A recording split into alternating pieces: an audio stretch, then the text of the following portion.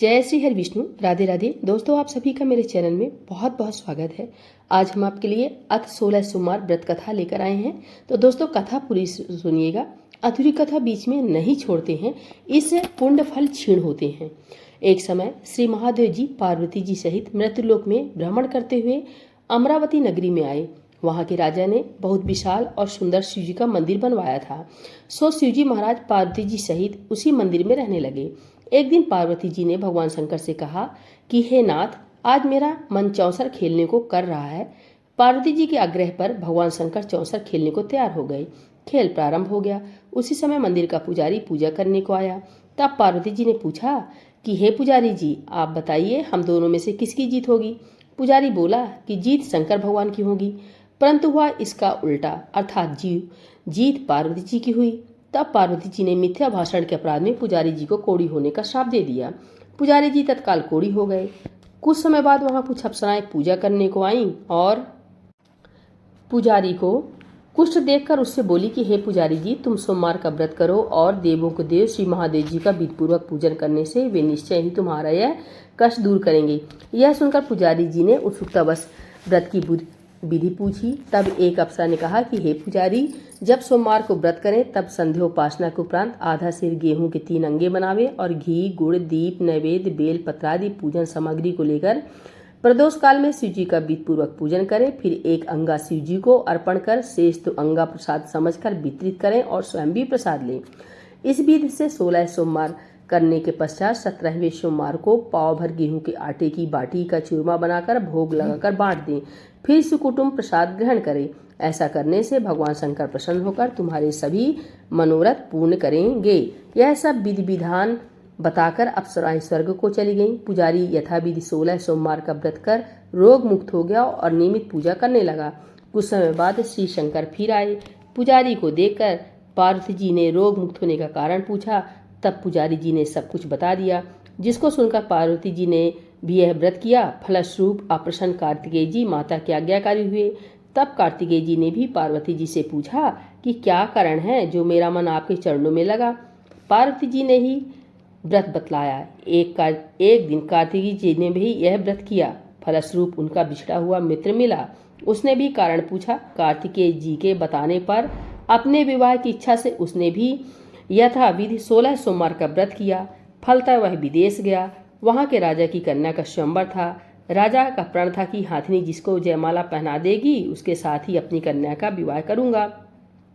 अतः वह ब्राह्मण भी स्वयंवर देखने की इच्छा से एक ओर जा बैठा। हाथिनी ने चारों ओर घूमकर अंत में उसी को माला पहनाई। बड़ी धूमधाम से विवाह संपन्न हुआ। सुंदर कन्या पाकर वह सुखपूर्वक रहने लगा। एक दिन राजकन्या ने पूछा कि हे नाथ, आपने कौन सा ऐसा पुण्य किया था जिसे सब राजकुमारों को छोड़कर हाथिनी ने आपको ही जयमाला पहनाई। तब ब्राह्मण ने 16 सोमवार का व्रत यथाविधि बताया। अपने पद से सुनकर राजकन्या ने भी सत्पुत्र प्राप्ति के लिए यह व्रत किया और सर्वगुण संपन्न पुत्र प्राप्त किया। पुत्र ने बड़ा होने पर माता से पूछा कि किस पुण्य के प्रताप से मेरी प्राप्ति आपको हुई।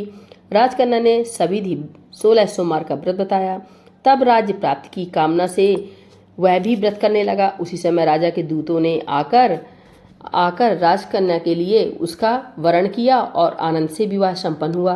राजा का स्वर्गवास हो जाने पर ब्राह्मण को राजगद्दी प्राप्त हुई।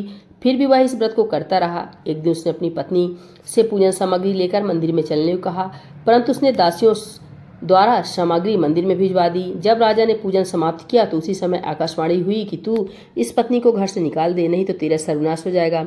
प्रभु की आज्ञा मानकर उसने रानी को निकाल दिया। तब रानी अपने भाग्य को कोसती हुई एक नगर में बुढ़िया के पास गई। बुढ़िया ने दीन दशा देखकर उसके सिर पर सूत की पोटली रखकर बाजार बेचने को भेजी।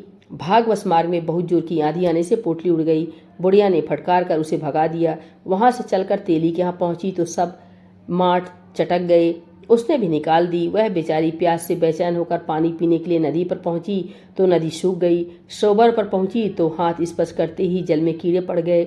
उसी जल को पी आराम करने के लिए जिस वृक्ष के नीचे जाती वही सूख जाता। वन और सरोवर की यह दशा देखकर ग्वाले इसे गुसाई के पास ले गए। उसे देखकर गुसाई जी समझ गए कि अबला आपत्ति की मारी हुई है। धैर्य बंधाते हुए उन्होंने कहा, बेटी तू मेरे यहाँ रह, किसी बात की चिंता मत कर। रानी आश्रम में रहने लगी, परंतु वह जिससे हाथ लगाती उसी में कीड़े पड़ जाते। दुखी हो गुसाई जी ने पूछा, बेटी किस देव की अपराध से तेरी यह दशा हुई? रानी ने बताया कि पति की आज्ञा का उल्लंघन कर मैं महादेव जी के पूजन को मंदिर में नहीं गई। रानी की यह बात सुन गुसाई जी ने शिव जी की प्रार्थना करने के बाद उससे कहा कि हे बेटी, तुम 16 सोमवार का व्रत करो। रानी ने विधिपूर्वक व्रत पूर्ण किया। उस व्रत के प्रभाव से राजा को रानी की याद आई और दूतों को उसकी खोज करने के लिए भेजा। आश्रम में रानी को देखकर दूतों ने राजा को रानी का पता बताया। राजा ने गुसाई जी से जाकर कहा कि महाराज, यह मेरी पत्नी है। शिव जी के रुष्ट होने से मैंने इसका परित्याग किया था। शिव जी कृपा से मैं इसे लेने आया हूँ। आप इसे मेरे साथ जाने की आज्ञा दीजिए। गुसाई जी ने सहर्ष आज्ञा दे दी। राजा रानी नगर में आए। नगरवासियों ने नगर सजाया, बाजे बजवाए, घर घर मंगलाचार हुए। शिव जी की कृपा से प्रति 16 सोमवार का व्रत कर राजा रानी आनंद से रहने लगे और इस लोक में सुख भोग कर अंत में शिवलोक को प्राप्त हुए। इसी प्रकार जो मनुष्य भक्ति युक्त चित्त से विधिपूर्वक 16 सोमवार का व्रत करता है और कथा को पढ़ता व सुनता है, उसकी सब मनोकामना पूर्ण होती है और इस लोक में सुख भोग कर अंत में शिवलोक को प्राप्त होता है। सूत जी कहते हैं, कलिकाल में यह व्रत सर्व कामनाओं को देने वाला है, इसमें तनिक भी संदेह नहीं है।